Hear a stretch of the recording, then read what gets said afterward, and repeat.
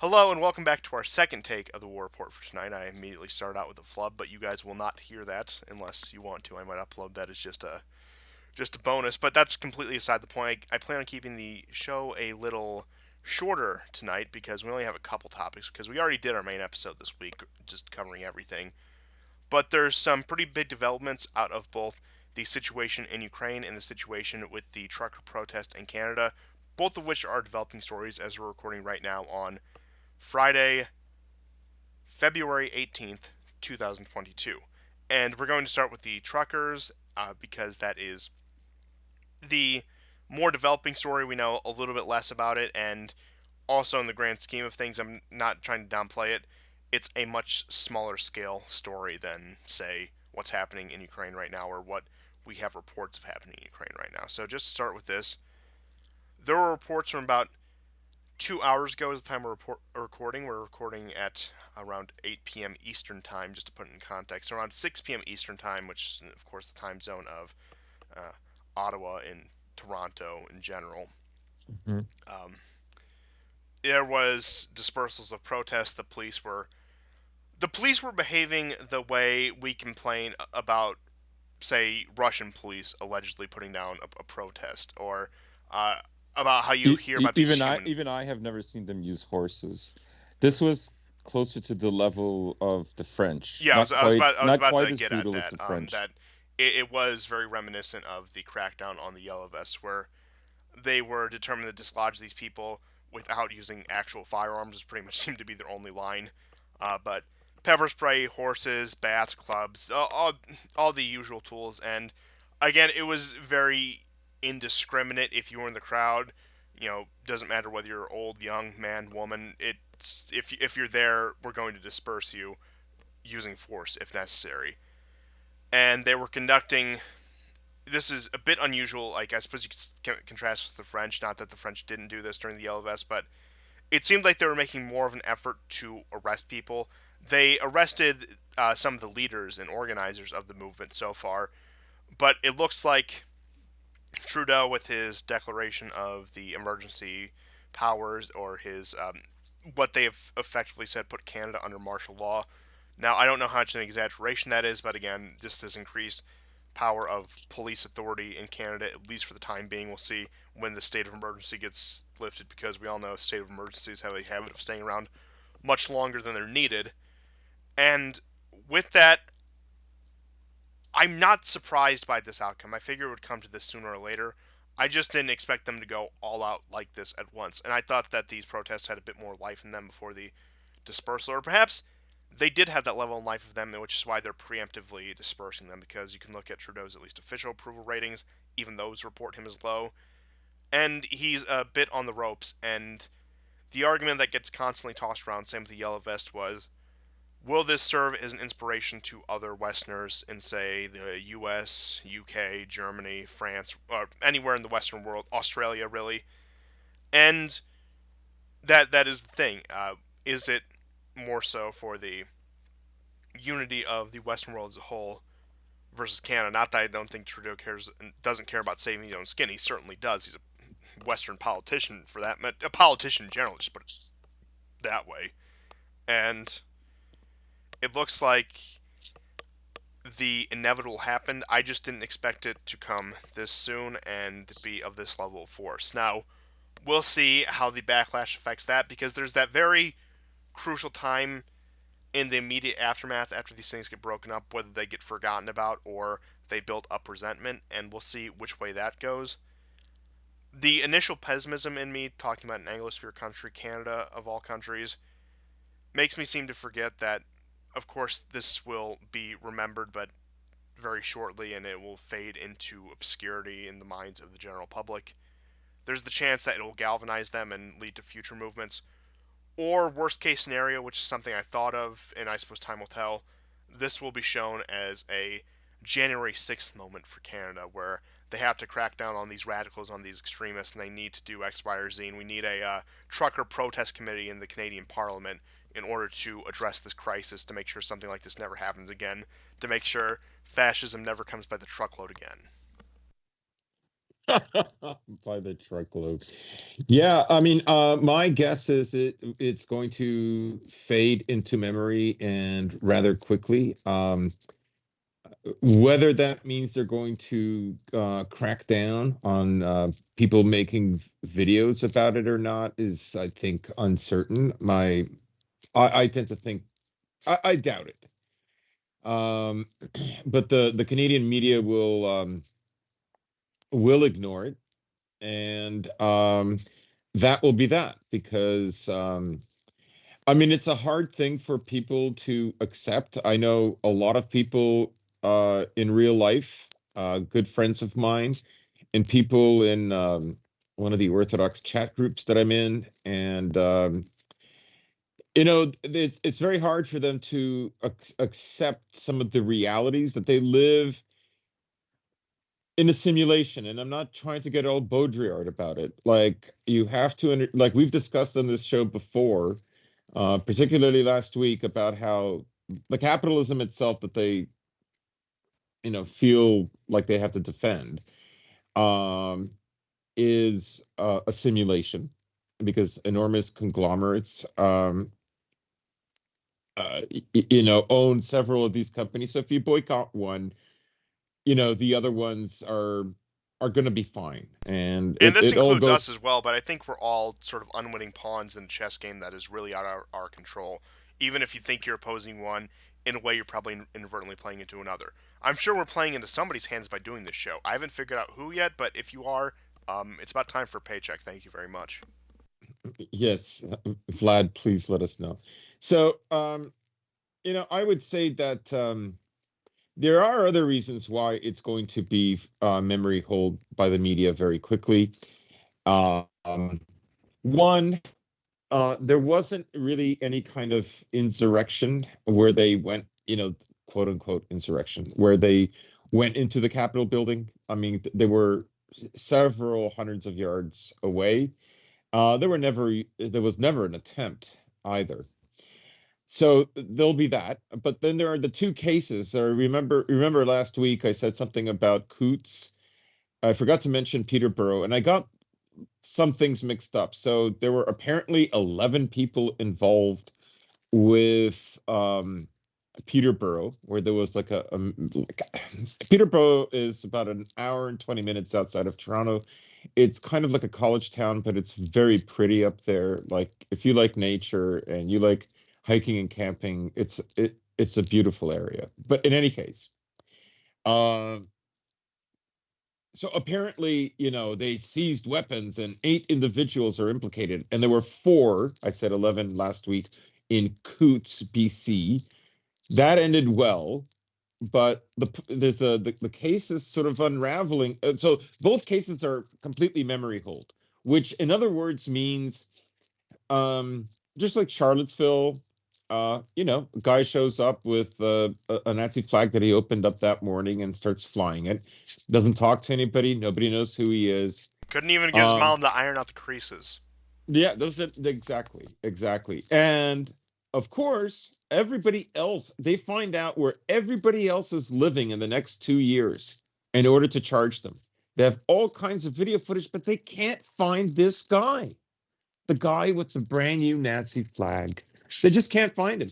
It's the same thing that happened with the guy flying the Nazi flag in Ottawa on the first day of their arrival. And of course, the two photographers who took pictures of him, they're Trudeau's, personal photographers. But no one knows where this guy is. Everybody's getting arrested, but nobody can figure out, with all this photo video evidence, no one knows where he is. Just don't know. And so I would say, if these two cases with guns that were basically planted, and now the story has developed, apparently the woman that's whose property is implicated in the guns in Coots in Western Canada, she has been charged, and it's been a lot of money. I don't remember exactly how much, but the police basically promised her. She checked with them that if the truckers park their vehicles there, nothing will happen to her. Well, they lied, and she's now has been dragnetted into this gun scandal. But overall, the stories are not receiving a lot of coverage. The media is not focusing on it. Uh, I understand, as they say, it's a fluid situation and things may change. But my guess is these stories are already a week old. Um, they're not going to follow them up, and I would say that that's probably an indicator that now that Ottawa is it's all cleared out, it's over. Um, they're not going to either talk about the periphery of cases around the main Ottawa um, um, encampment, but the Ottawa encampment itself will eventually be ignored. It'll be something. It'll be like a little weapon they can bring out from time to time. If there's another demonstration or there's an important vote, and someone sets up a protest, whatever, they'll bring that up, and they have colored it a certain way, and that's how it's going to go. Um, I have to say just a little story on my way to work, on my way to home from work.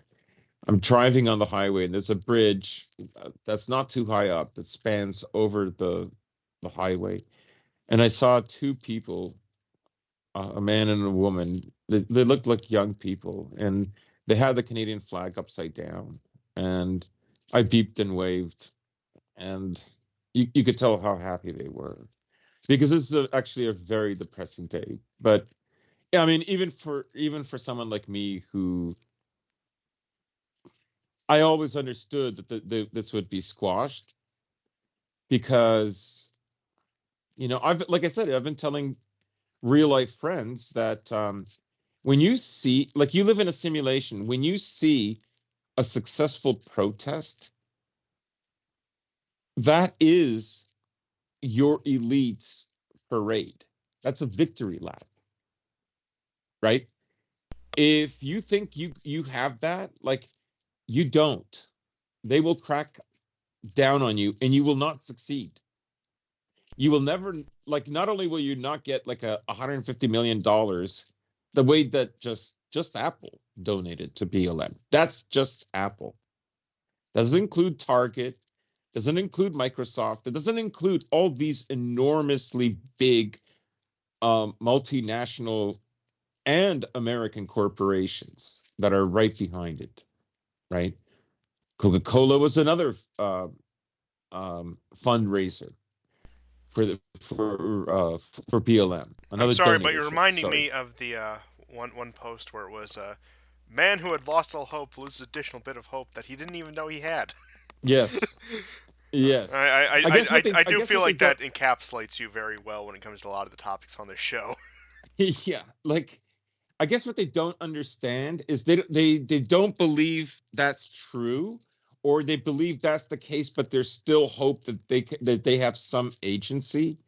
Like for them, like in many ways, all of them suffer from a certain amount of legalism and constitutionalism. Like they really think like those objects and those words really have an impact that is not only objective and obvious to everybody, but outside of everybody. Like it's a replacement for God or, whatever. But it doesn't, it never, it never kicks in for them that it's, sovereign is he who interprets the text. Sovereign is he who is the exception to the rule. And that never occurs to them, right? They'll complain with all these ought arguments, even while you're telling them what is going on. Um, so Now, for a lot of them to people do sit, have this trouble of distinguishing. If you state reality, it seems like an implicit assumption that you support what is happening, even if you do clarify that you don't support what's happening. So, again, it's that old adage about Do you want an easy lie or hard truth? And I'm not trying to say that we're some great luminaries of truth. I think we're closer than a lot of people are, but we certainly have our blind spots. But again, it comes down to it where a lot of people, and understandably so, want to hold on to this hope. And honestly, I do think there's a place for that because once you lose that, there really is no point of even continuing on in the most basic of things. But Yeah, again, let me just it can go too far. But as you were saying, yeah. Yeah, I just want to wrap it up by saying, so for them, I think what they don't understand is the simulation is that um that isn't what's going on, right? The simulation is uh that BLM was a successful protest because these, the evil globalists supported it. They don't understand, right, that the globalists, of course, captured the government, and um, it's not a protest; it's a parade, right? It's meant to look like that. It's meant to look like an organic protest. That initial revolutionary spirit that upturned governments and blah blah, that's done. No one that does that successfully ever wants that to happen to them, ever, right? So if it's successful, it had backing, severe backing, and good strategy to be successful. But the backing came from people as high or definitely higher, right? It's not, it, it. I think they're slowly waking up to it. Like one guy said, I hope the cops. I'm going like, dude, the cops are paid very well. They will only be on the side of quote unquote freedom when they don't know if they're going to get a paycheck or not. That's it. That's it. They're not, cops aren't profound. Like no matter what they tell you about, I mean, when it comes to people like cops and helping the. soldiers, it's like those are the sort of people who need to be able to mindlessly follow orders. That's what the job description is. Because if they Yeah, questioned it, a lot of necessary work insofar as policing or military action is justified in individual cases. That's not even the point. But speaking in the abstract, you need them to be something of mindless drones so they do the order without question in the most efficient way possible. And again, society needs people like that, but I'll tell you a little truth here. Uh, for the time being, those people may be great individually, may have at least proclaimed to hold these higher principles. Functionally, they're not on our side because the paycheck comes down. And I'm reminded of this anecdote. Um, I've heard it a few different ways, but it was this man who started his career as a police officer in Imperial Germany, and by the time he retired, he was working for the police force in East Germany. And again, okay, so he worked under a conservative monarchy, a quote unquote liberal republic, the National Socialists, and then ended his career working under a communist government. I doubt this guy had too many high political principles if that was the case. yeah, exactly, right. And then they'll fall back on, helping out the regular people in my community and keeping them safe. And yeah, I get it. But these people just will always swim with the current. And it's in a time of crisis that you find out who's actually in charge. And I have one friend who's just railing and railing all day about Marxism, and Marxism ruined this country. It ruined America. It's like, it totally wasn't the decadence. No, it was this guy Marx who did it all.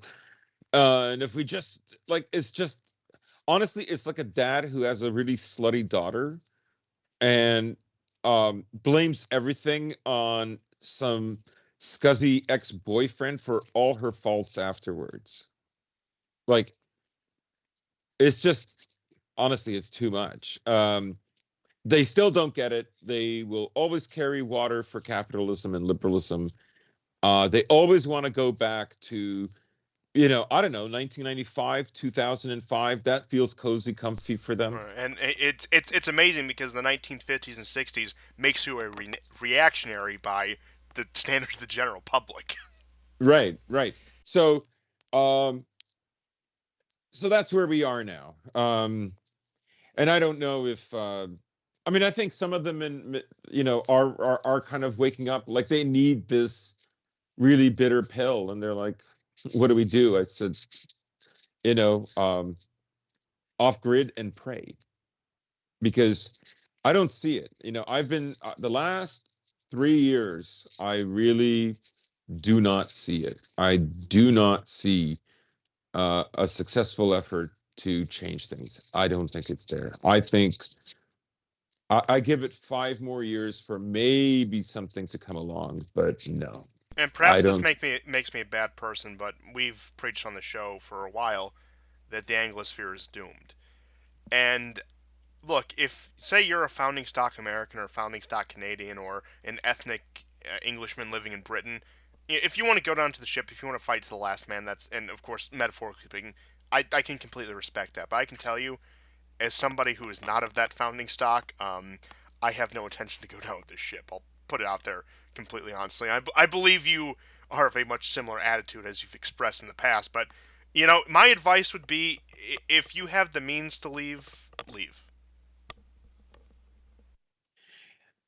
Yes, exactly. I mean, one friend of mine just accused me of not being loyal.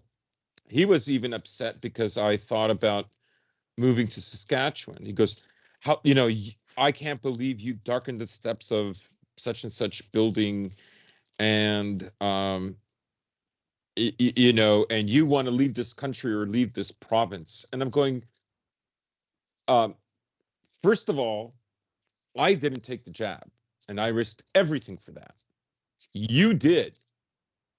And now you're complaining about more liberty. Okay. You empowered it. You were afraid of losing your job. I didn't. Number two, how did you help the truckers? I know you didn't. I won't expand on my case, of course, for obvious reasons. So what? What are you talking about? Loyal to what? Right? Like loyal to the Charter of Rights? Are you insane? Like, it's over, dude. What do you want me to be loyal to? Like, Okay, okay. I'm I sorry, stood but up I to I, this, I but gotta I'm not say, loyal. I I gotta say, It's ridiculous. it's Jover in America, and I believe it's Trudeauver in Canada. But do you know what I mean? Oh, It's I like mean, yeah, you didn't absolutely. take It's any like, risks, and I did. And you're giving me like the loyalty argument. You'll adapt. You'll adapt. I know you will. It just this argument like literally happened today and yesterday, and it's just it. I mean, well, I wasn't infuriated with him. Obviously, I don't want things to go too far. He's a good guy, and I've known him since I was 15. But like, but the honestly, concept. like, imagine talking to anybody who's like supporting libertarianism now, right? Like, ask him what would you change if you were the prime minister? Like, what would you change about Canada? He goes, less hypocrisy, and they go, that's it? Less hypocrisy? What? Why is this an emergency for you? If it's just less hypocrisy, that's nothing. You see what I mean, right? And this is it, right? Like, they carry water for liberalism, for the slutty daughter, right? And they blame everybody else. And all they want is like, before the slutty daughter had like 10 boyfriends or something. I mean, we didn't get here. I mean, how do you even explain Russia and Eastern Europe? I mean, if you think this place was indoctrinated with Marx, and mind you, if you were my age, you could have gone to high school, university, depending on the courses that you were taking, you would never have had a course on Marx. Yes, there would have been some kind of Gramsci overlay, but it would have been very subtle and it would have been lost. But as you narrow down the fields that you were interested in, or let's say you went to college instead of a university, you're never going to hear that name. Yes, I know there were bits and pieces of it but that's because liberalism and Marxism overlap. They both have different ideas of progress and utopia that are very similar to one another. You know, like Marxism I believe it's a historical process. Liberalism thinks it's always been there. The Greeks were democratic just like us, right? Like, but otherwise they agree on so many other things, right? And a lot of these people don't get that. They just don't get it. Like, they cannot fathom the idea that an illiberal country is what they need to protect them. Yes, and again, getting on the Marxist and communist point, like there are a lot of people who at least proclaim to believe those ideas, but more Yeah, often than not, they are the foot soldiers for the liberals. exactly. I mean, have people even read what Marx said about blacks? I mean, he literally said if America gets rid of slavery, it'll collapse. Like, what do you don't know anything about this? Or like, you have to school these people. Like, you have to tell them that, 3 of the 8 members of the Frankfurt School helped create the CIA out of the OSS. Like, what are you talking about? It's just And again, this it's isn't an anything personally against these people, but it is this bit of a conservative plantation where they make you think that um, Soviet communism is on the doorstep when we live in neoliberal hell, and it's just that these LGBTQ CIA Marxists just so happen to be the enforcers of that, and they think that any day now their revolution will just come out of nowhere. So again, it's in a way they've both capitulated and weaponized what was left of Western communism. And again, very good point. I'm not even saying this is somebody who would find really any form of communism desirable. Now maybe you can make an argument for some Nazbol values. I think I'm not saying it'd be good necessarily. I think we might diverge a little on that, but it might be preferable. Of course, there's that meme that goes around that's like talking about how Eastern Europeans miss communism, and it's like it puts in the perspective of like some campus Marxists like, oh yes, see, it was a popular idea, and then it follows up with the old Eastern Europeans saying like the Workers' Party would never allow the gays to march in the streets like this, just like stuff like. Yeah, I mean, it was illegal and like in the Soviet. It's so dumb. Literally everything, like they are in a sense like the same as Western liberals. Everything is because of Russia. With these guys, everything is communism and socialism. Everything. Um, I mean, I know what they're thinking. They're thinking like, if we go back to small government, that will elevate the father in the family. And sure, sure. But you know what? Nobody rejected industrialism. And the thing is if you do, other countries will embrace it. Then what do you do? Like Right? I'm sorry guys, but if you want to have your ideas reign in society, you need institutional enforcement of them. And I said this as a former Yes. libertarian. Yes. Look, if you want a society of conservative values, patrimony, Christianity, you need imposition from the top down. Now, it doesn't have to be heavy-handed imposition, but you need imposition nonetheless. And I think a really good model of that we can point to in the modern day, I know it certainly has its flaws, I would say is Orban's Hungary, where he is I was just going to institutionalizing say these that. values. Yeah. And I know people will think we shill for him and whatever. We kind of do, but that's beside the We point. kind of do, but I mean, but we are also realistic about it. Like, I'm well aware that Orban still has vaccine mandates. Notice how you haven't seen anything about that. Um, he is very far from perfect. But I'm saying, if you take the nucleus of what Hungary is doing, that is, you have an illiberal democracy, which, in other words, it's public interest instead of private interests, which is the majority over the minority, right? Because what are the alignments in Western democracies? It is private interests with minorities who protect them. That's the entire ideology. It's unbelievable. People don't get that. They'll just tell you it shouldn't be that way. And if you recommend like popular, yes, certain minorities that are elevated by corporations now will no longer have those elevated positions. Then, oh no, no, can we go back to the 90s? It's too late. It's too late for that. Yeah, it was too late in the '90s, arguably. Arguably, right? Um, so uh, I don't think they understand that. But yes, if you understand what illiberal public, generally speaking, public, as we have already mentioned, Orban doesn't do everything right. Like I think he's quietly being ignored with his vax and COVID mandates. Yeah, and I'll Uh, say this much about Orban and the other populist leaders, such as say a Salvini, Le Pen, even like Zemmour, any of these people.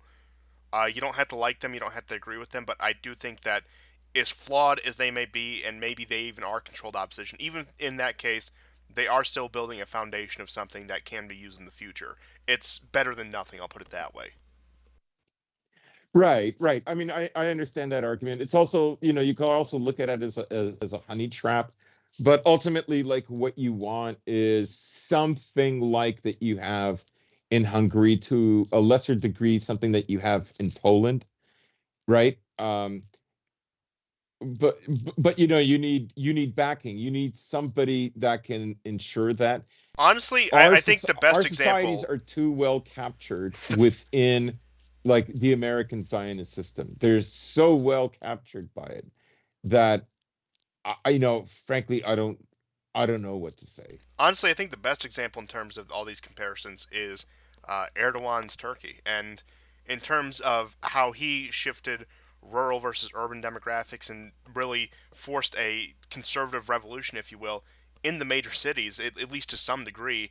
We're Yeah. bringing these more conservative rural-like populations into these more prominent areas, these hubs of culture, and again, you don't have to like Erdogan, you don't have to like Turkey. I don't personally like either very much, but he's an effective political operative. He's admittedly overplayed his hands a lot, which is a risk that you take with somebody like that. Mhm. But in terms of his social model, not perfect. Nothing is very effective, though. Right, right. And we should understand that Islam also went through this kind of liberal period in Baghdad that was spreading, and they cracked down on it. They had to. It took to remedy it took a few generations, but that is what they had to do. So, when you hear those things about, in Islam, women could do this and this, and you wonder, well, why haven't they in, so many hundred years? It's hundreds of years. In depending on which country you're talking about, it could be nearly a millennia. Well, that's because they already went through this challenge. It's not allowed anymore because it's a threat to the whole thing collapsing, right? So, I don't. Yeah, they like I say, that's my major point Well, I is to. suppose with that Yeah, being said, Russia and Ukraine. yeah, let's go. So earlier in the evening, around 5 o'clock Eastern, is when Biden gave his brief address. There were reports of explosions in pipelines in Luhansk, and the other big news was refugee convoys were evacuating women, children, and pretty much everyone who wasn't a fighting aged man out of there into Russia, because of course the Donbass as a whole, which includes both Donetsk and Luhansk, as well as a few other outlying parts of that area, borders Russia directly, and that's how support is so easily come in. Foreign fighters have quote unquote foreign fighters, Russian volunteers have so easily come in, etc. And it looks like as Russian troops withdraw, there has been provocations by the Ukrainians, is at least the official claim. I was actually I busted a gut laughing at Biden's speech because I was being a diligent worker and watching TV on the clock. So fortunately, today wasn't a busy day, but I'm getting too much in the minute details here. And just listening to him talk about, like, saying, well, it seems rather conspicuous that Ukraine would attack the Donbass now that Russian forces are withdrawing, like trying to really insinuate that it's clearly Russia is planting a false flag, because that is something Russians do, that is something the West does not do. Again, just this absurd line of reasoning that as this Russian buffer retreats, Zelensky on the ropes might decide it's time to put down this Donbass rebellion, as it were. Which, again, it may be a false flag for all we know, and again, evidence could come out to point to that. But again, just looking, it isn't unprecedented that the Ukrainians would want to try to reintegrate this area, especially after a crisis like this. And of course, Biden came out. Funny enough, he's talking about how Russia will pay severe consequences and there will be sanctions. Diplomacy is still an option, but you know what? We're actually not deploying troops to Ukraine. We won't be fighting in Ukraine, but we'll make sure they don't cross into Poland and won't cross into NATO. It's like the usual rhetoric. It was um, chicken hawk, if there ever was a chicken hawk, would be Biden's speech right there. Really, just this really tough demeanor with nothing backing it up, and I'm not complaining about that. I don't think we should be involved in Ukraine. I think it's actually kind of funny the situation that's playing out right now. But we have massive troop deployments to NATO countries in Eastern Europe, such as mainly Poland, to a lesser extent the Baltic states. We've been moving more and more forces in there. We've been moving forces into East Asia with the line of thought saying, well, okay, what if Russia attacks Ukraine at the same time China moves on Taiwan? The line that everybody fearmongers and speculates about, of course. And with that, Biden said that Putin has, quote, made his decision to invade already, and said that we will know within the next 7 days. Now, I do find it interesting because there has been this ongoing meme in these circles that with the celestial alignments of February 22nd, 2022, and with it being 2/2/22, no matter what calendar you use, by the way, what dating system I should say. Even though, again, I pointed out that this is probably an inaccurate measurement, that we should be using the Julian calendar for this, because we're talking about Russia after all, and you want to get all celestial, like, why are you going to use the Gregorian calendar? It doesn't make any sense. That's my personal opinion. So, again, like, the more absurd predictions have been like, oh, there's going to be a nuclear war on that date. But, of course, you can connect several coincidences into a pattern if you try hard enough, but they pointed out that historical things that have happened, like when I think they said like it was the alignment of Pluto getting to sort of like this astrology nonsense. I mean, look, I do believe in astrology, but I also think it's evil. Like that's my official position. Like I think it's a Talmudic magic, if you will. You see, all those white girls, like it's not like they're just like reading crystals. Like no, they're communing with the force of evil in this universe. They just don't know it. They just think it's a game. Okay. But I simply know, and I will state this outright, and I believe we've stated similar things in the past, especially with this. Simply no power for the Match of Christ, and it does remind me, just on a tangent, all those Reddit Wiccan posts about I tried to astral project against Allah, and it was very scary. I'm reminded of those I remember that. in the light of that. But it's I figured I'd just mention that as a tangent because I know we like to get into sort of the higher brow metaphysical stuff every once in a while. So, sorry, I've had a few drinks tonight, so I'm not entirely with it. But that's usually when we get the best show content. With that being said, um, we do have that. But getting back onto more of a real time telling or a more physical rather than metaphysical descriptions of these events. There was a pipeline in Luhansk that had an explosion earlier, so people are speculating, was that a Russian false flag? Have the Ukrainians begun their attack? Are the people of the Donbass doing a scorched earth strategy? Again, all those things. But I think the major news, aside from the flash explosion, which I don't know what, if any, casualty counts came out of that, was the evacuation into Russia proper from the Donbass. Now, I do want to bring this up a little because it's probably, I'm not saying I was convinced by it, but it's probably made the most reasonable case that Russia will go to war with Ukraine. That comes from Anatoly Karlin, who is probably the most prolific English language source on Russia, at least in these spheres. That isn't like a shit lib or a Atlantic Council shill, somebody like that. And he made some good points. I'm not entirely sold, and I do think, of course, time will tell. But I'm still not on the side that Russia's going to go all out and invade. But his points were that this is the best time, looking at the internal state of America, looking at the state of Ukraine with the language laws, and with the possibility that this will be the, quote, last Russian generation before the Ukrainianization policies fully take effect, as we saw with the language laws and use of quote unquote minority languages in public. And again, there were a few good points. I'll put the link to that down below so you guys can check that out for yourselves. But again, despite all of that, and I suppose something like this is so fluid, predictions can be really good one night, and then 12 hours later, it's like, what the hell am I reading? After doing this show for almost 4 years, I can tell you that's a very common occurrence, which I'm sure you can attest to as well.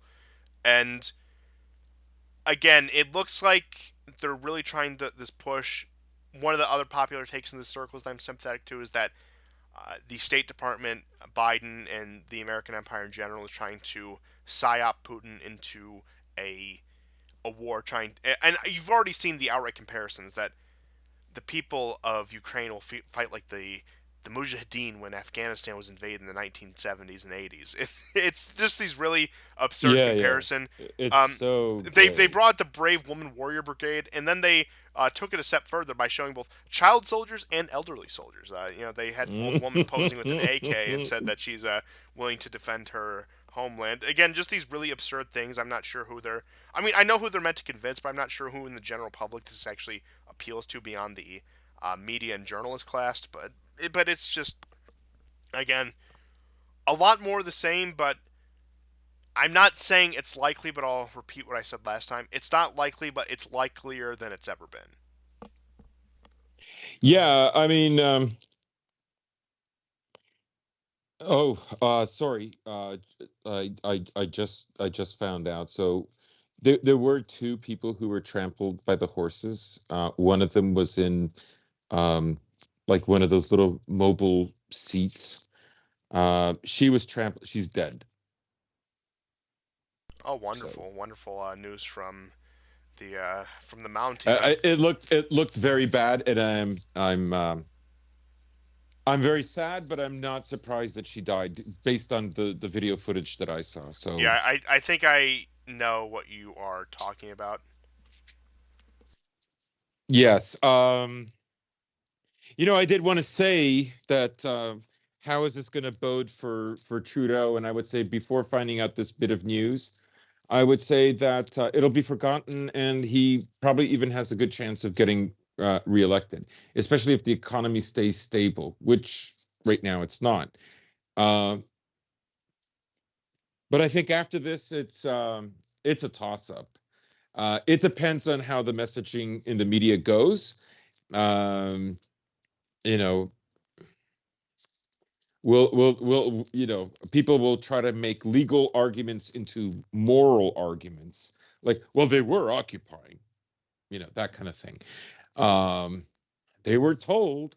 Um, this is much bigger than that, and their arguments have no nuance because they're fanatical.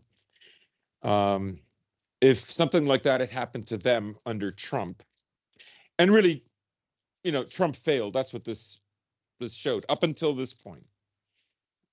You could argue that Trudeau succeeded where Trump failed. And it probably cost him the election. Now, or less tampering.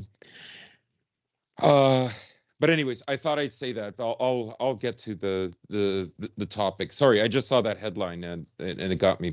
Um, yeah, so the interesting thing about Ukraine is it's a story of two exoduses, and one exodus has been like something like 27 embassies, including that of the U.S. and the U.K., moving residents from Kiev to Lvov, and the other exodus is people who are being shelled by cannon and mortar fire, and who are leaving Donetsk. So those are the two realities. Um, I think it's funny that people still think that, Putin wants to invade. He's had 8 years. Those 8 years, if he really wanted to invade, and this, I think, addresses directly what you were talking about with the Anatoly Karlin article, and a lot of think tanks 2 weeks ago, and their authors were publishing all kinds of articles in prominent magazines and newspapers, but also less well known publishers. But they do have roles with CSIS and the Atlantic Council, and all of them are trying to pick apart, like, what is Putin's brain? What are his weak points? If we do this, he'll have no choice. And in many ways, and of course, you and I mean, we both know how much we respect Carlin, right? But I don't think they know Putin. And what I'm saying is he's had 8 years. He has not gained more favor with Ukrainians. He has lost more favor. I think a lot of people actually at that time wished he had invaded. They You would have know, felt I like will he liberated them. And I will say this something about Carlin that may skew his perspective, and of course, if by any chance he might be listening to this, this obviously isn't a personal attack, and it's something he's personally admitted to. He spent many years as a very ardent critic of Putin from a nationalist standpoint, and has actually more recently softened up on him. So that is something to consider when looking at his analysis in these sort of situations. yes, yeah, I thought as much. Now I would say that uh, like I was saying, the support has lost, and that's egregious for many people, and it's understandable. You can make that point, but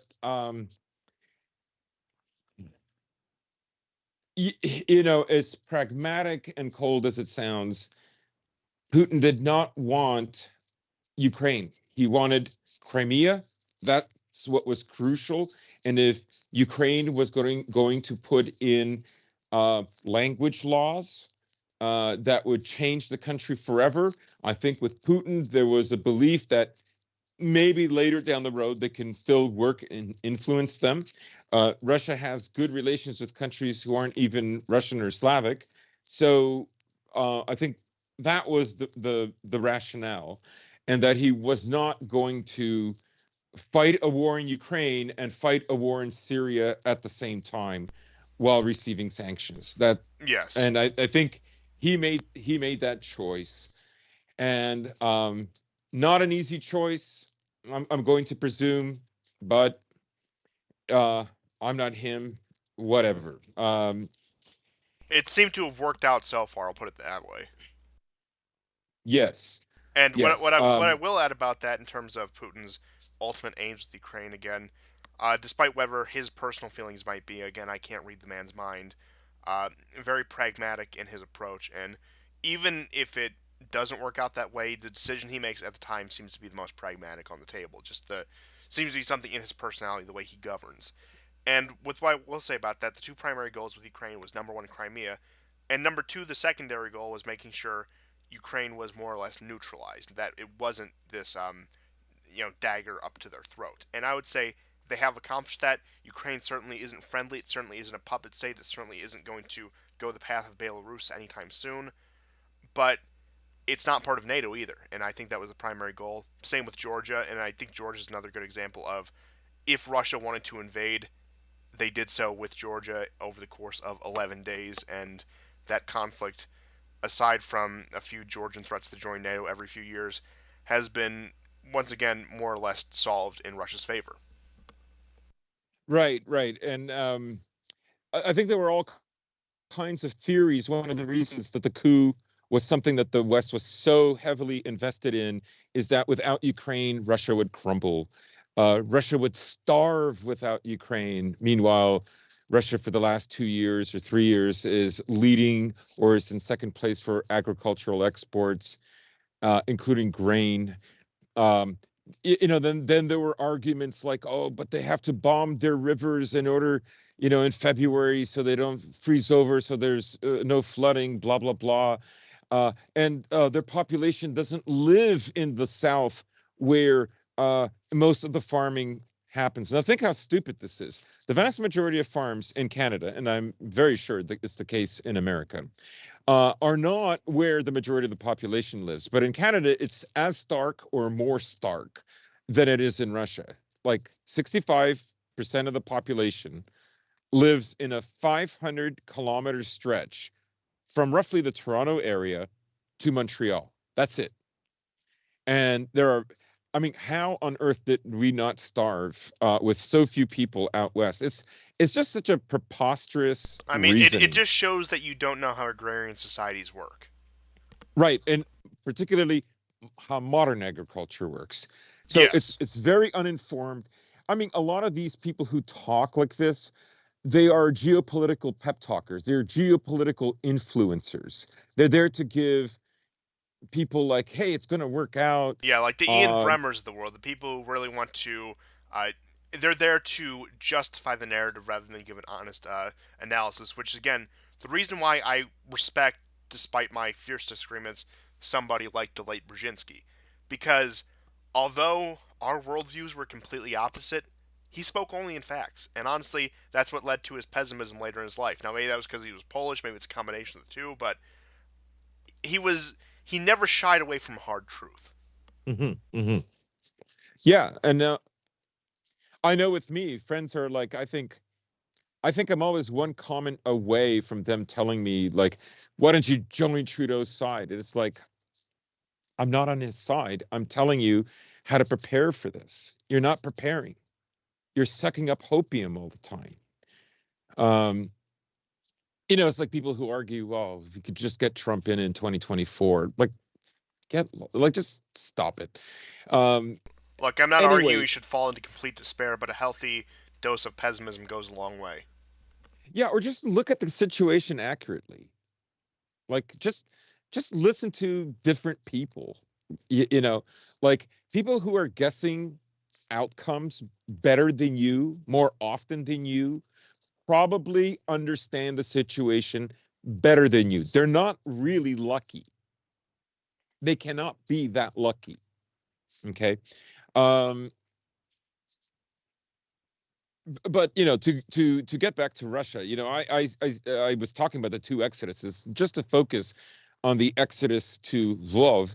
I mean, in a sense, like Biden is begging Putin to invade. He's like, dude, you invade, you can take Kiev, you can have everything from Kiev out to the east and south. I'm just going to take Lvov. I've moved my embassy. I'll be honest. Of course, on a much grander scale and different circumstances, but just in the abstract, it reminds me a lot of the build-up to the Gulf War with Kuwait, where it was, Yes. look, Saddam, you can invade, you can take Kuwait, don't go into Saudi Arabia or anything, but we'll turn a blind eye if you do that. And then, of course, a 40-plus coalition, nation coalition, comes down like the hammer of the gods upon him. So it seems like they're trying to do what they did to Saddam Hussein, who notably was not very strategically minded, to Putin, who has been the most fearsome adversary, as they even all say, of the past 20 years. Right, right. And he's been there now 22 years. So they still haven't cracked him. I will also say that support in Russia for a unification for Ukraine is extremely weak. Intervention is extremely weak. Um, Only some of the most ardent voices for it are can sometimes overshadow these other voices, but the sentiment isn't there amongst young Russians, from what I understand. They don't have like a negative feeling towards Ukraine, and the vast majority of Russians don't care about Ukraine. Right, They that was one of the literally, impetuses for the breakup of the Soviet Union, that they were willing to go their separate way from all these nations because they wanted to try to forge a new future after this. And again, when you come to the younger generation, uh, the millennials, the Gen Z of Russia, I don't know what the particular terms would be there, but pretty much that generation born in the late 80s onwards, they're the first generation in Russia in centuries that has not been under the same polity as Ukraine. Because before that it was the Soviet Union, before that was the Empire, and then again you go back through all these things. It's several generations before you get to a point where the land that is now Ukraine and the land that is now Russia were governed by two separate polities. So this is a very new thing. It's something that, again, whereas the older generations, again, remember Ukraine as being pretty much effectively part of Russia. However, Russian you want to consider the Soviet Union, I suppose. But point being, under the same polity. I'll just leave it at that. This is the first generation where that isn't the case, so I can imagine the significance is probably lost on a lot of younger Russians for that reason. right. And I think just 2 points. I would say that the generations in Russia are different than those in Europe or America. Like I would say, America culturally leads, and then countries like Canada are 2 years behind, Britain maybe 3, maybe less. Scandinavian countries maybe 4, Poland maybe 5 or 6. Yeah, and then the rest of Western Europe Russia is is more within like 10 years. Like, yeah, Russia is more like 15.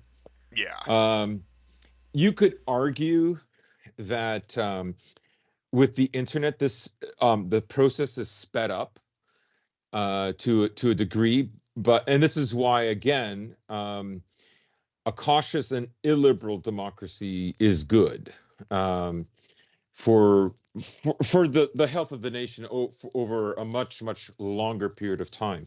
Particularly if you're not the dollar reserve of the world and you don't have 800 bases, and the United Nations isn't in Moscow or St. Petersburg. So I would say that what informs maybe people my age is that, like, to maybe not get involved in Ukraine is that they distinctly remember how difficult their 20s and 30s were. And that means they're very different than the generations that grew up in the Anglo world. Extremely different experience during those years where their ideologies are being shaped. So this is one of the reasons why those generations don't mesh. Like my parents, they're like really old boomers, but they're not boomers in any respect. They are far more like the silent generation or the hero generation in the US. They are not boomers. So I would say that what informs them is how difficult life was, and Ukraine will always be thankless. It will always be complaining, and it's just better to cut it off. Especially now, because integration with Belarus is absolutely assured. Lukashenko can't stop talking about how great it is to have the unified state now. That's a done deal. It's over.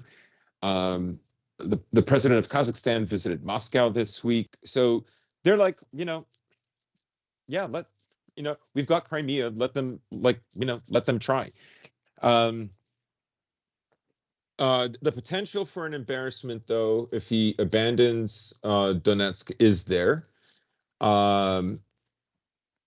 I do think that maybe there are some strategists that think, like, if they give those regions autonomy, right, that could change the Ukrainification of Ukraine.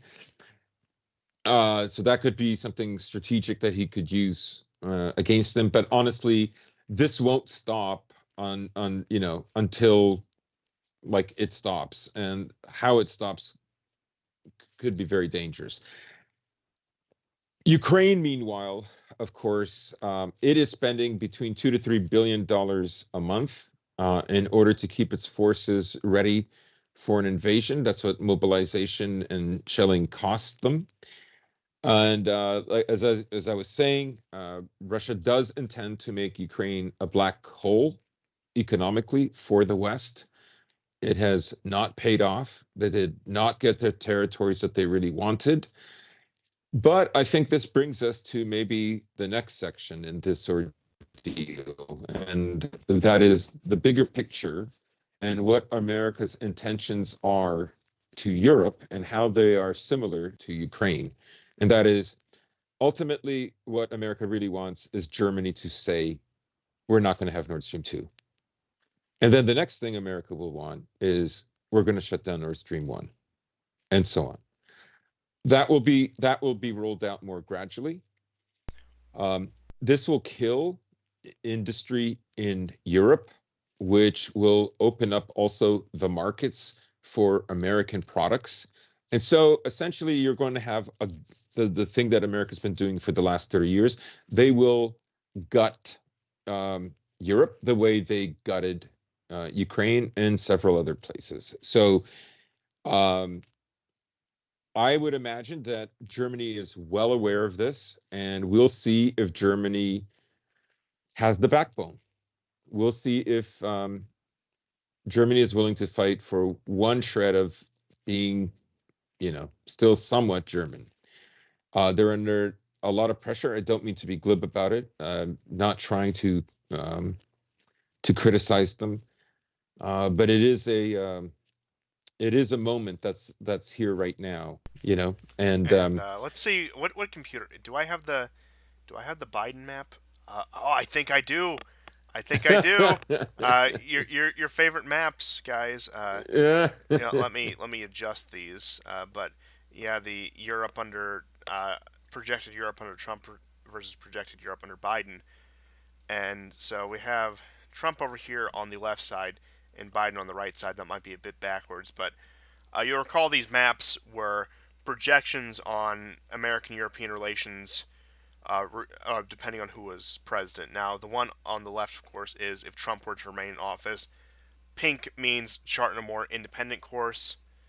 Dark blue means strengthen relations. Light blue means maintain current relations. Whereas on the right over here, uh, again, same key, but you'll notice France and Germany were the only two that were more eager to plot an independent course under either circumstance. Now that we're a year into a non-Trump presidency, I would like to see an updated version of these maps if I can find them. But again, either way, you'll notice that the sentiment in the two major players in continental Europe are looking for a more independent path in the current global order. Now, I think we've seen moves towards that, even though Macron has been quiet lately, especially the good parts of Macron have been very quiet lately. But I do believe that moves are still being made towards that way. And in the very real possibility, the conclusion to this most recent part of the Ukraine crisis turns into a complete and utter embarrassment for the American empire, it is likely that it will reinvigorate some of that more independent spirit in some of these European countries, again, such as France or Germany. I do think that we've slowly been seeing that. I think Trump was a massive acceleration of that. And I think there's a reason why they keep Biden so quiet, because they know it would be an even further acceleration of Trump. But with this resurgent Ukraine crisis, you'll notice the enthusiasm to stand up for Ukraine in continental Europe is just simply not there. Their media is, again, reporting more accurately. Well, there's not a risk of invasion at all. This is just what's been going on for the past 8 years. And whereas the Anglosphere media is making it look like we're on the brink of World War III. With that being said, even with some quote unquote great diplomat and great unifier, the course of European independence, so to speak, I believe has been charted and will continue in that direction. Now, how quickly that will be and how fast the American empire can crack down on that remains to be seen, but I would say we're probably in some of the most pivotal moments of that as we're speaking right now, and I would concur with you and quite a few others that Ukraine is more the, let's say, foreground for this greater struggle for a more quote unquote independent Germany or independent Europe, if you will. This just so happens to be playing out through the Ukraine crisis at the moment. Yes. This also brings to mind for me, I think the whole point of the Brexit thing, a few years ago, you and I had a show where we were talking about how, Brexit isn't going to fix anything. I mean, some things, maybe fishing issues, but that brought up like the issue with the border with Ireland. But like, if Well, we're talking, I think we came to the conclusion that Brexit was good because it dislodged the UK and the Anglosphere influence from Europe. yes, yes. Well, you kind of hit it on the head there, right? So now you can see the important, because like the UK will be willing to do things in America's interest and its own interest much, much more than what Europe will. There are small little countries that will like literally do anything for America because of Russia, but the big powerhouses like Germany and France will not.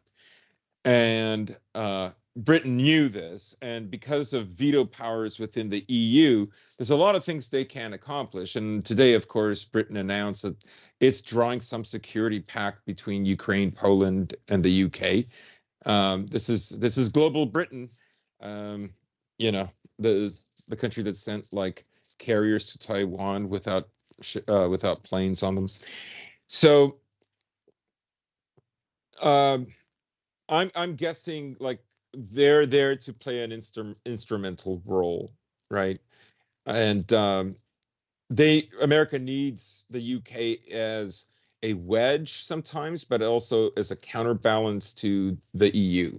And again, particularly with Germany and France, because if those countries do not free themselves now, they will go down with America. That will happen. Well, I think it's also worth noting in terms of European independence, there was a brief, just over 30, almost 40-year period where France rescinded its full membership in NATO, and it wasn't That's until right. 2009 where they became a full member again, because I believe it was under De Gaulle uh, Yeah, where they pulled out. I think it was in 63, 66, somewhere around there. somewhere around there. Yeah. But again, in that, the French, despite how much they are purveyors of liberalism, as much as I will condemn them for that, they do have this, even if it's just a petty grudge against the Anglosphere, that even if just my liberalism is better than yours, is a vital rift in that Western Pact, in that Anglo-American dominated Western Pact, if you will. That again, you don't have to like France, you don't have to like, say, Macron as the more recent example, but it is valuable, especially considering the fact that it leads to even them. I remember the article that came out 2018, 2019, where it called the relations between Macron and Orban as the EU's greatest frenemies. Where and again, it leads to some interesting dynamics that actually do play out into the favor of people who I would say share our worldview. So, uh, again, if France were willing to leave NATO at the height of the Cold War, I'm not saying they would outright Yeah. leave NATO, but again, we have several indications, and I wish I had the chart on me, but it's this comparison from, again, a few years back, just general polling in several European countries, both NATO and non-NATO members, on whether they would want to stay independent, support Russia in a war, or support the U.S. in a war if it came to a U.S. versus Russia war. Most of them, the popular opinion overwhelmingly was stay neutral, and most of them, the second most popular opinion, which was like several points down, like several tens of points down from the stay neutral, was side with America. And there were small contingents in every country that said side with Russia, and I think I pointed this out. NATO member Slovakia was actually the only country that would have preferred Russia to America in a conflict, which I thought was funny personally. I think I may have mentioned that last episode. But point being is, despite the treaties and the articles and the theoretical purpose of NATO, it doesn't seem, and we see this in their operations nowadays, in the way, again, with Trump and even Obama hammering on they need to pay more, they need to do more. It doesn't seem like these countries are fully committed to the idea of this common defense pact, and I really can't blame them. In fact, I think it's a good thing that NATO would probably drop us like a hot potato in the instance of any conflict, in that I do think unless they were able to psyop these European countries that are part of NATO into supporting the war with Russia, whether that be through false flags or whatever else, then any quote unquote World War III scenario is simply off the table, even if we do decide to go full bore against Russia vis a vis Ukraine. Right. And I think you can also look at Biden's words. Well, I mean, first of all, they're crazy. He can't. He's absolutely sure that he's going to invade in a week or less, but he doesn't know him. He doesn't know his mind. Like, that makes no sense at all. In other words, I have a false flag. I think this one will work. Today it didn't work, but the next one will. And that probably explains also why he's moving everything out of Kiev. Um, I would think that when he said that Russia's not going to engage in a nuclear exchange, he laughed that off. Which, okay, I guess you do kind of know him. Um, I mean, ultimately, what America wants is Russia to get into a war. It has wanted a war between Russia and Ukraine for 8 years now. And even if you want to go further, they tried to entrench them further in Syria with these skirmishes between American and Russian contractors in Syria. Yes. And again, there's several other examples you can point to, particularly in the Middle East, where they are trying to draw Russia into another Afghanistan, if you will, thinking that they will fall for this trap for the second time in less than 50 years, where they think if we can just get a death by a thousand cuts with Russia, that will be the thing that finally takes them down. Because we've tried internal protest, we've tried sanctions, we've tried economic warfare. That doesn't work. We're not willing to risk World War III and a nuclear apocalypse for it, but we're willing to see if Russia is going to get itself bogged down in some conflict that, for example, we would be stupid enough to go into. Right, right, exactly. Yeah, and after Russia has kind of evaded and outsmarted all the sanctions, all the booby traps, like he's going to go in, which basically tells you just what kind of an insane level America is willing to go to get them in, in a war inside Ukrainian territory. You know, Yeah, I know it's cliche, but this is a very obvious bear trap for Russia. yeah, yeah, and he's not going to take the bait. You can't have it both ways. You can't say people want him to go in, he's afraid, when the fact of the matter is people don't want him to go in, and he's not saying he will, and he never has. So which one is it? Again, it's this kind of theorizing. You notice a lot with Westerners, especially Americans and the UK, when they interview somebody in Russia, it's like they literally have to hunt down the outliers, the ones that are like the exception to the rule, and that they'll always go after somebody that admires America. It's kind of like my friend I was talking about earlier. He's addicted to immigrants, and he's addicted to seeing immigrants like adapt or integrate. Yeah, and They're it is addicted it to is sort of this. similar how the Russian media's English language wings will have to hunt far and wide for these people, usually on the political fringes, whether that be left or right, to be that again their English language outlets. And again, I'm not saying Yeah, that yeah. RT and Sputnik haven't done good work, because in many cases I would say they have, but again, you have to hunt out. And I say this in the most objective way possible, not even in terms of a pejorative. You have to look in the fringe of society to find people who are willing to debase themselves and their nation that much. And again, uh, as you can tell, we're probably not the most again fervent about the nations we both live in. But and despite my criticisms of the American Empire, at least I'd like to think that I've never debased myself and been like on my knees begging for forgiveness for simply being an American or an American citizen, as it were. And I Right. don't think you've ever done the same with Canadian. I mean, look, we're willing to acknowledge the situation for what it is, but again, there's not this really like self-flagellation I do think you see among a lot of these uh, people in, for example, Russia that they might interview. Right, right. I mean, and that's a very good point you bring up. It's just that, like, in the greater world and within the Anglo world, like, RT doesn't have any prestige like the BBC or the New York Times or the Washington Post. It just doesn't. Um, so I would say that um,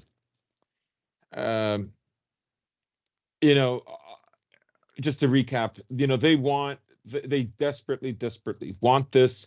It's a surefire way for Germany to cancel Nord Stream 2, to begin the process of creating a new Iron Curtain between Russia and Europe.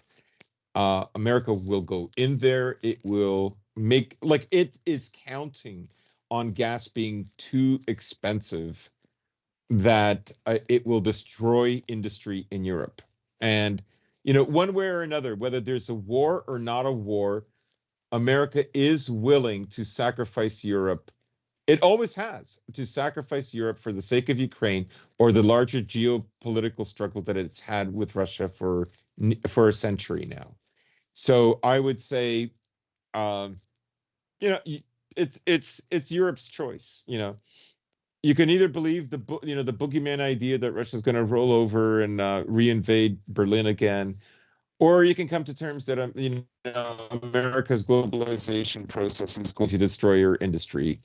And a lot of people ask, like, well, I mean, who's going to, like, America doesn't care, like, who builds their shit, right?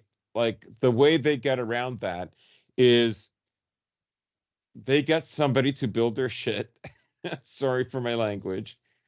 It's been a difficult day. Um, and those markets, those countries will be rewarded. But the flip side of that reward is going to be the deindustrialization of Europe. Oh yes, and you want an example of the deindustrialization of Europe. I think the Czech Republic is a very pertinent example. Even before the Industrial Revolution, the Czechs, Bohemia, as it were, was renowned for being a hub Yes.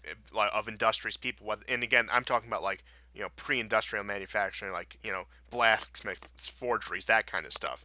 And again, of course, in the heart of the Industrial Revolution, they were the economic engine insofar as industrially of the Austrian Empire and the later Austro-Hungarian Empire.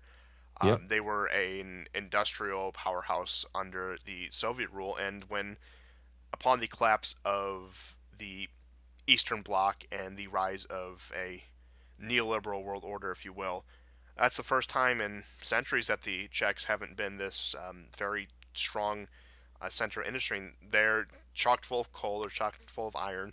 Very similar to Ukraine, actually, especially Western Ukraine. You have a lot of coal and iron deposits there. And I've Yep. gone over this before. The demographics and resources of Ukraine in 1992, right after the fall of the Soviet Union, if guided properly, again, Ukraine might be a respectable independent nation today, but because it was plundered and looted and just pilfered, it isn't. And I think that's the case with a lot of these Eastern European countries where they do have this strong base of industry and this maybe not vast resources, but a sustainable amount of resources for what their size is, Hmm. and Hmm. they have been reduced to labor farms for the Western European service industry. That's right. And a certain everybody knows, especially after COVID, how important it is to at least have some industry in your country. Everybody knows the amount of autonomy that gives you through an economy.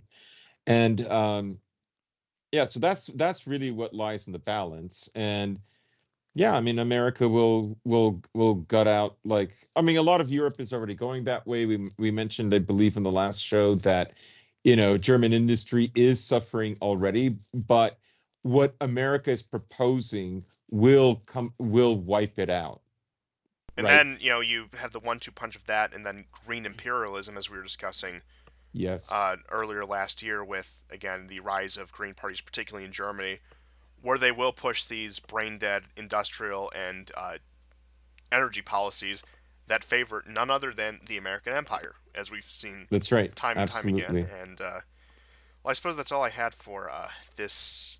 These two subjects in general. If you have any new breaking news we need to add in, I suppose now would be the I time. I will. I will. So now, that woman I said. So apparently, it's not official. So that woman has been injured, but is not dead, and it is not official that she went to hospital. So good news.